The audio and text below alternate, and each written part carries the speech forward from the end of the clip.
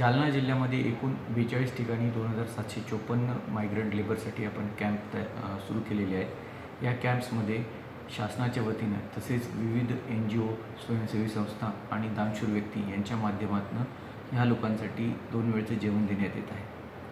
विशेष करून जालन्यामध्ये दत्ताश्रमच्या माध्यमातून आपण 4000 लोकांना सकाळी आणि 4000 लोकांना संध्याकाळी अशी फूड पॅकेट्स पण देत आहोत। या बाबतीत विविध राज्यातून जी मजूर आपल्या राज्यामध्ये काम करण्यासाठी आलेली आहेत ती मजूर तसेच इतर जिल्ह्यांमधनं जी मजूर त्यांच्या राज्यामध्ये निघाली होती परंतु आपण त्यांना नियरेस्ट शेल्टरमध्ये ठेवलेले अशी मजूर, तर या कोणालाही त्यांच्या सोयीबद्दल अडचण असेल तर त्यांनी निश्चितपणे जिल्हा प्रशासनास कळवायचं आहे। त्यांची 2 वेळच्या जेवणाची सोय तसेच मेडिकल फॅसिलिटीज ह्या देखील शासनाच्या मार्फत पुरवण्यात येणार आहे।